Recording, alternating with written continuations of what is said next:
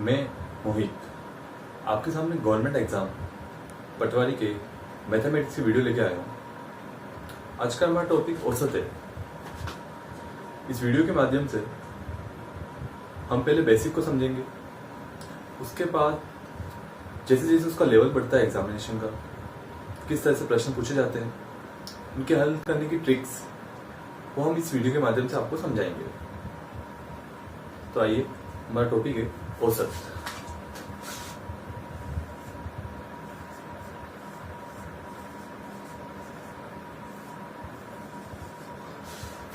औसत को आप एवरेज भी बोलते हैं, औसत को आप मध्यमान भी बोलते हैं, औसत को आप माध्य भी बोलते हैं। मध्यमान, माध्य, एवरेज ये सब एक स्कूल के शब्द है। जैसे जैसे आप क्लास में बढ़ते जाते हैं 8, 9, 10, तो औसत के जो शब्द है उनका उच्चारण बढ़ता अलग से चलता हुआ जाता है। जैसे मैं आपके सामने कोई प्रश्न रखता हूँ कि किसी परिवार के सदस्य को 1000 रुपये की राशि 5 जनों में बांटी जाती है, तो प्रत्येक सदस्य में कितनी राशि उपलब्ध की जाएगी? तो आपका उत्तर ये होगा जनरल सा कि सर जितने राशि है उसमें जितने परिवार के सदस्य है उसका भाग दे दीजिए, आपका उत्तर आ जाएगा। जो आपका जो अंदाजा था या आपका आइडिया था वही आपका सूत्र है। तो आप पहले उदाहरण को समझिएगा, फिर आप सूत्र को हासिल कीजिएगा। आपके सवाल समझ में आ जाएंगे और आपकी ट्रिक्स कामयाब हो जाएगी और आप प्रश्नों को हल कर सकते हैं। सवाल था 1000 रुपये को 5 जनों में विभाजित किया जाता है, तो प्रत्येक सदस्य में कितनी राशि उपलब्ध कराई जाएगी? तो 1000 रुपये की जो राशि थी वो 5 सदस्य में विभाजित की जाती है, तो आपका जो उत्तर आता है वो आता है 200 रुपये। मतलब क्या था? दी हुई राशि बटे में कुल राशि, यह आपका उत्तर था। मैं आपके सामने ग्राफ प्रस्तुत करता हूँ।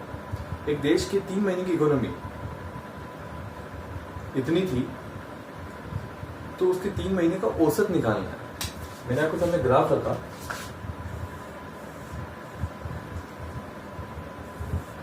ग्राफ में प्रस्तुत किया गया कि जनवरी महीने की इकोनॉमी उनके पास 2000 रुपये थी, फरवरी महीने की इकोनॉमी उनके पास 3000 रुपये हो गई, मार्च महीने की इकोनॉमी उनके पास 10,000 रुपये हुई। तो इस प्रश्न में आपको पूछा जा रहा है कि इस ग्राफ का औसत मान क्या होगा? तो जनरल सी बात है, आप इन राशियों का योग करेंगे, दी हुई जो कुल राशि उन राशि का योग करेंगे, और कितने महीने के लिए कितनी राशि की बात करी जाएगी? कि कुल 3 राशि की बात की जाएगी। तो उत्तर था आपका 2000, 3000 और 10,000। आपने भाग दिया 3 का, तो उत्तर आया 15,000 बटा 3 बराबर इसका जो औसत मान आएगा वो आएगा 5,000 रुपये प्रति औसत।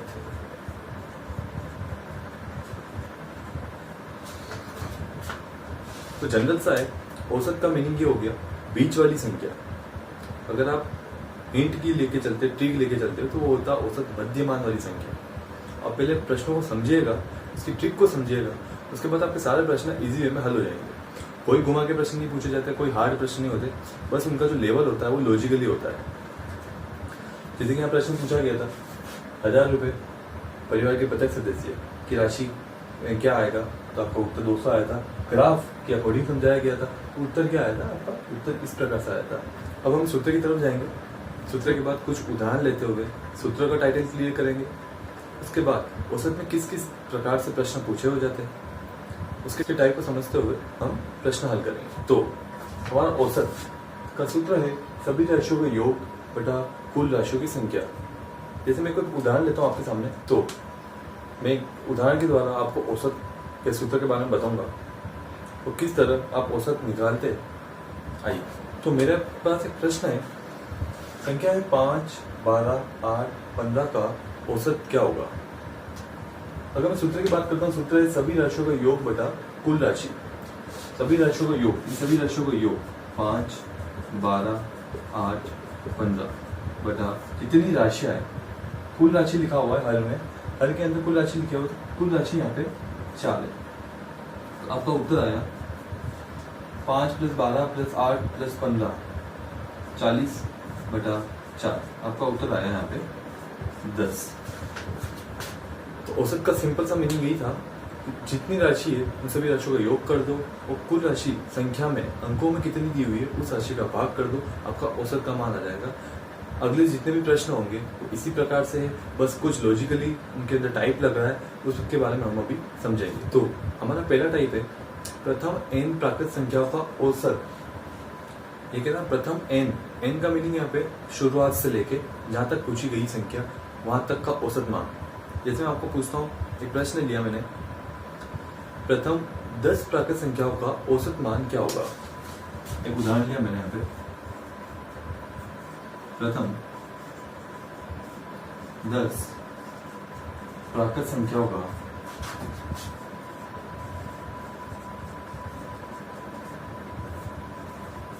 औसत क्या होगा, ये पूछा गया।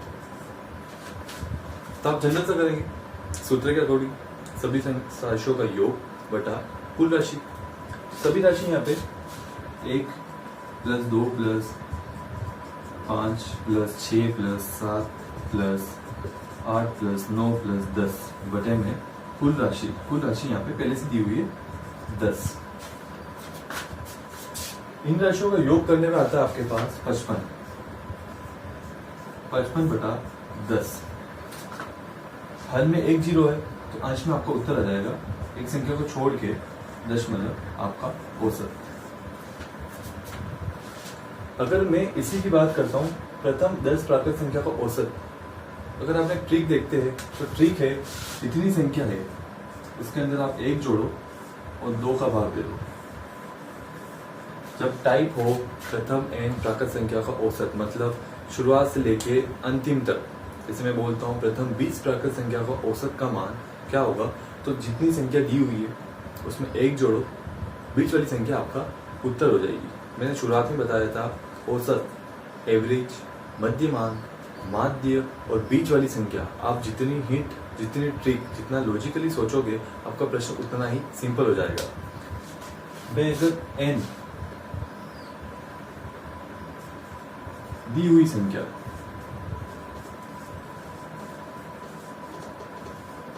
अगर मैं लॉजिकली सूत्र से करता हूँ, सूत्र था यहाँ पे n + 1/2, 10 + 1/2 बराबर 11/2 और 11 का आधा यहाँ पे 5.5 होता है।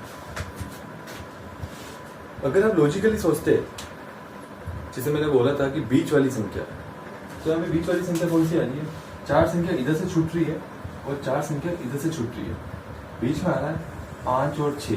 5 और 6 का मध्यमान, 5 का बीच में और 6 के बीच में कौन आ रहा है, 5.5 आपका उत्तर। अगर फिर भी आपको यहाँ तक समझ में आया, उसको 5.5 निकालना नहीं आया हो, आप इस संख्या को अलग कीजिए। 5,6 का औसत कितना होगा, कितनी संख्या है, 2 संख्या, दी हुई राशि का योग बटे में 2 का भाग दे देंगे, 11/2 करेंगे तो 5.5। आप जिस तरह से करते हैं, क्योंकि कंपटीशन एग्जाम में आपकी स्पीड, आपका टाइम मायने रखता है कि आप कितने कम टाइम में प्रश्नों को हल कर रहे हैं। सूत्र के अकॉर्डिंग करेंगे थोड़ा सा टाइम एक्स्ट्रा लगेगा, ट्रिक के अकॉर्डिंग करेंगे और लॉजिकली करेंगे दोनों का टाइम सेम लगेगा, लेकिन सूत्र के अकॉर्डिंग में कम लगेगा। इसलिए आप जितना ट्रिक पे जाएंगे, आप जितना लॉजिकली करेंगे, जितना डीपली जाएंगे बेसिक, आपके क्वेश्चन उतने ही इजी वे में हल हो जाएंगे। आइए हम दूसरा टाइप पढ़ते हैं। तो हमारा दूसरा टाइप है प्रथम n सम संख्या को औसत। प्रथम क्रमागत शुरुआत से लेके यहाँ तक पूछी गई है उन संख्या को औसत। जैसे कि पहला प्रकार था प्रथम n प्राकृत संख्या का औसत, तो बस उसके अंदर आपने 1 जोड़ा और 2 का भाग लगाया। अब मैं बात कर रहा हूँ प्रथम n सम संख्या का औसत। मैं पहले आपको प्रश्न समझाऊंगा, एक उदाहरण लेते हुए आप सूत्र खुद ही बना लेंगे कि ये किस तरह का प्रश्न आ रहा है। मैंने प्रश्न लिया प्रथम 5 सम संख्या का औसत।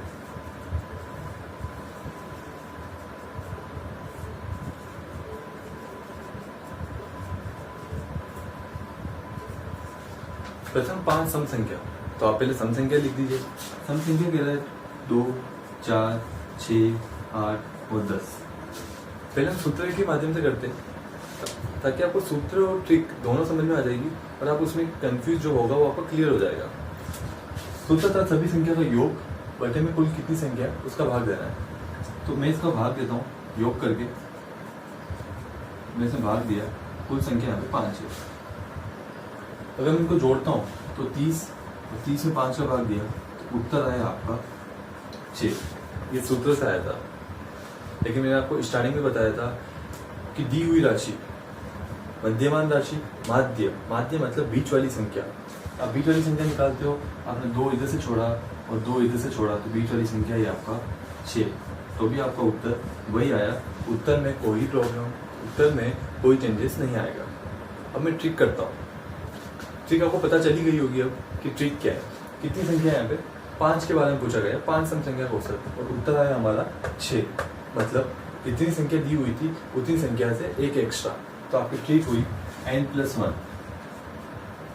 जितनी संख्या आपको सम संख्या के बारे में पूछ रहा है, प्रथम n सम संख्या का औसत के बारे में पूछता है, उसके अंदर दी हुई राशि में सिर्फ एक जोड़ दो, आपका उत्तर आ जाएगा, ओरल हो जाएगा, कोई संख्या लिखने की जरूरत नहीं है। 5 था, 5 के अंदर आपने एक जोड़ा, उत्तर आया 6। मैं बोलता हूँ प्रथम 10 प्राकृत सम संख्या का औसत क्या होगा, प्रथम 10 सम संख्याओं का औसत क्या होगा, तो 10 + 1 11 आपका उत्तर है। तो आप ट्रिक पे जाइए, आपका टाइम भी बचेगा और क्वेश्चन फटाफट सोल्व होंगे। अब बात करते हैं हमारे टाइप 3 की। फर्स्ट टाइप था प्रथम n प्राकृत संख्या का औसत, दी हुई संख्या में एक जोड़ के 2 का भाग दे देंगे, आपका उत्तर आ जाएगा। दूसरा टाइप था प्रथम n सम संख्या का औसत, जितनी राशि दी हुई है उसमें एक जोड़ोगे, आपका ट्रिक आपके पास है, आपका उत्तर आ जाएगा। तीसरा प्रकार है प्रथम n विषम संख्या का औसत। मैं पहले प्रश्न देता हूँ। मैंने प्रश्न लिया प्रथम 5 विषम संख्या का औसत क्या होगा।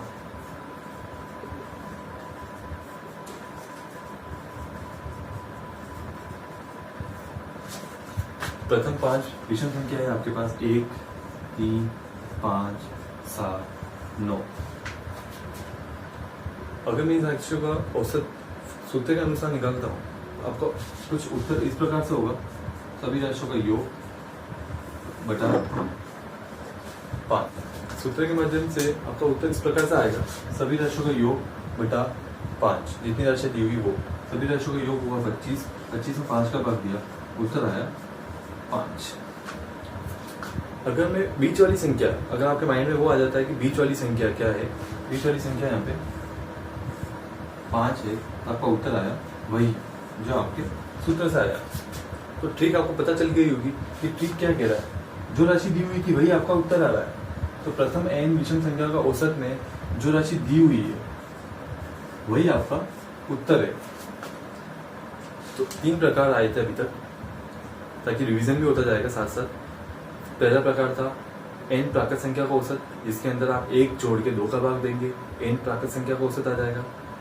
टाइप 2 n सम संख्या का औसत पूछ रहा है, वो जितनी सम संख्या थी उसके अंदर एक जोड़ेंगे, आपका उत्तर आ जाएगा। और तीसरा प्रकार है n विषम संख्या का औसत, जितनी संख्या दी हुई है तो आपका वही आपका उत्तर है। तो इसमें संख्या लिखने की भी जरूरत नहीं पड़ेगी, आपको ट्रिक याद रहेगी ना, आप ऑटोमेटिक प्रश्न करते हो जाएंगे। तो हमारा चौथा टाइप है प्रथम n सम संख्याओं के वर्गों का औसत। जैसे मेरे पास कुछ सम संख्या दी हुई है 2, 4, 6, उनके वर्ग फिर हम हल करेंगे। तो पहले आप वर्ग निकालेंगे, फिर उनका योग करेंगे, फिर आप उनको जोड़ेंगे, तो उसके बीच में थोड़ा सा टाइम लग जाता है। इसलिए इस ट्रिक से आप डायरेक्ट जितनी दी हुई संख्या उसका मान रखेंगे, आपका उत्तर आ जाएगा। एक सूत्र है मेरे पास 2n+1 बटे में 3। तो आपका ये एक सूत्र है 2n+1 कोष्टक 2n+1 बटे में 3। अगर मैं कोई प्रश्न देता हूं, प्रथम 5 सम संख्या के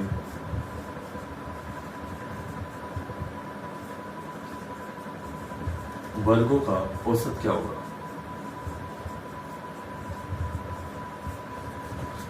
तो आप पहले यहाँ पे सम संख्या लिखेंगे, फिर उन सम संख्या का वर्ग करेंगे, फिर वर्ग करने के बाद उन सम संख्या को जोड़कर इतनी राशि पूछी हुई है, 5 राशि दी हुई है, तो उन 5 को राशि का भाग देंगे, फिर आप उसका उत्तर निकालेंगे। पहले हम सूत्र के माध्यम से करते हैं, फिर मैं आपको इस सूत्र फॉर्मूले में मान रख के बताऊंगा। प्रथम 2, 4, 6, 8, 10 ये कह रहा है इनके वर्गों का औसत। ये इनके वर्ग किया मैंने, वर्ग करने के बाद इनको जोड़ेंगे और जितनी राशि दी हुई है उतनी राशि का भाग भी देंगे। तो 2 का वर्ग 4, फिर 4 का वर्ग 16, 6 का वर्ग 36, 64, इसी तरह 10 का वर्ग 100 में आपने 5 का भाग दिया। जोड़ने में आपके पास उत्तर आएगा 220। हमने 5 का भाग दिया तो आपका उत्तर आएगा 44। अगर यही प्रश्न में सूत्र में मान रखता हूं, इस सूत्र में, तो आपका उत्तर आएगा 2। एन यहाँ पे 5 है, दी हुई संख्या 2, 5 + 1, 2 × 5 + 1 और बटे में 3 जो सूत्र दिया हुआ है, ट्रिक दी हुई है 2 × 6 × 11 बटे में 3।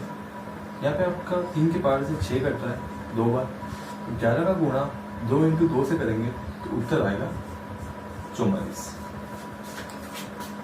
तो प्रश्न में बड़े बड़े जो प्रश्न आएंगे, लॉजिकली प्रश्न आएंगे, तब वहां पे आप इस प्रकार से करेंगे, लेकिन आपका समय थोड़ा सा ज्यादा लगेगा। तो ज्यादा अच्छा है आप सूत्र याद कीजिए, ट्रिक से फटाफट आपके प्रश्न भी हल होते जाएंगे और गवर्नमेंट एग्जाम की कंपटीशन की तैयारी भी होती हो जाएगी। अब बात करते हैं आपके टाइप 5 क्रमागत संख्या। कुछ औसत में क्रमागत संख्या के बारे में पूछा जाता है कि 5 क्रमागत संख्या का औसत 120 दिया हुआ है, तो सबसे छोटी क्रमागत संख्या क्या होगी, या सबसे बड़ी क्रमागत संख्या क्या होगी, या सबसे छोटी और सबसे बड़ी क्रमागत संख्याओं का अंतर क्या होगा। तो वहाँ पे क्रमागत संख्या आप लिखेंगे नहीं कि करना क्या है, आप सूत्र में कैसे वैल्यू का मान रखेंगे और कैसे हल करेंगे।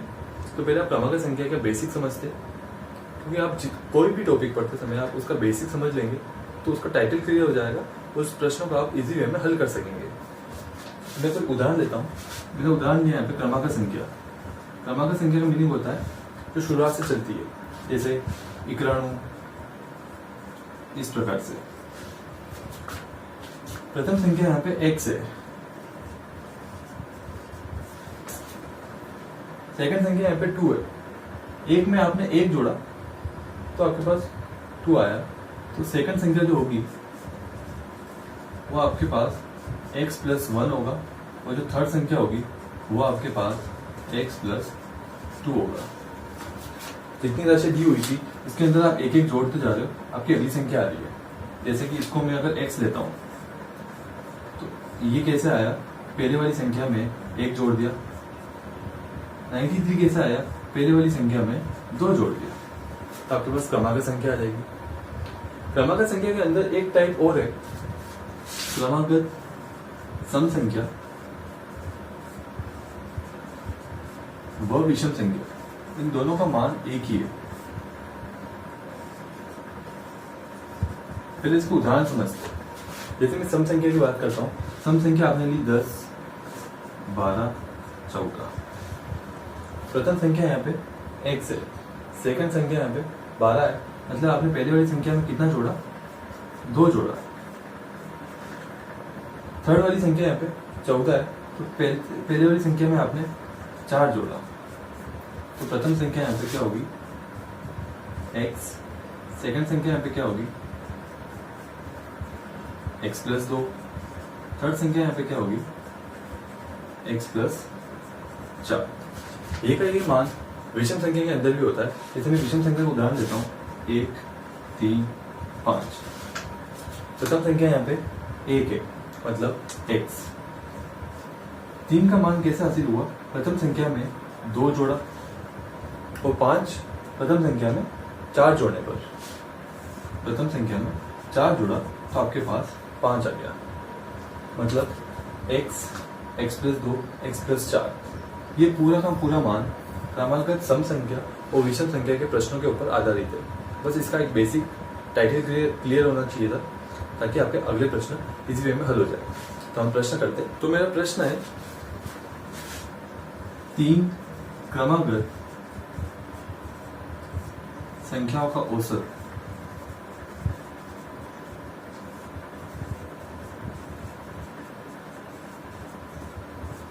एक 150 है, तो सबसे छोटी वाली संख्या क्या होगी?